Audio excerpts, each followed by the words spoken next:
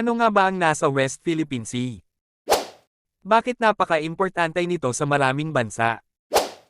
Ano nga ba ang nilalamang yamang dagat ng West Philippine Sea? Bago ang lahat, huwag kalimutan na mag-like at subscribe sa ating channel para maging updated kayo sa ating susunod pang video dito sa Let's Explore.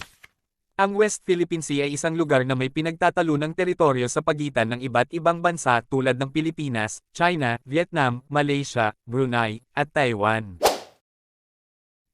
Ang pangunahing isyu dito ay ang pag-aangkin ng iba't ibang bansa sa mga bahagi ng dagat at mga islang naruroon. Ang lugar na ito ay mayaman sa likas na yaman, kabilang na ang isda, langis, at natural gas. Dahil dito, ito ay isang mahalagang lugar para sa pangingisda at posibleng lugar ng enerhiya. Kabilang sa mga mahahalagang isla at reef sa West Philippine Sea ang Spratly Islands, Scarborough Shoal, at Kalayaan Group of Islands. Ang Pilipinas ay may mga outpost sa ilan sa mga islang ito.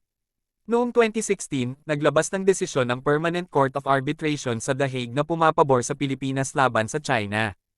Ang tribunal ay nagpasya na ang China ay walang batayan para sa kanilang historical claims na 9-dash line sa halos buong South China Sea. Gayunpaman, hindi tinanggap ng China ang desisyon. Ang West Philippine Sea ay isa rin sa mga lugar na may malakas na presensya ng mga militar mula sa iba't ibang bansa. Ito ay dahil sa mga pag-angkin sa teritoryo at sa kahalagahan ng lugar na ito sa kalakalan at estratehikong aspeto. Ang West Philippine Sea ay mahalaga hindi lamang sa Pilipinas kundi pati na rin sa rehiyon at sa pandaigdigang kalakalan. Ang mga usapin dito ay patuloy na nagiging sentro ng diplomatikong mga diskusyon at kasunduan sa pagitan ng mga bansa.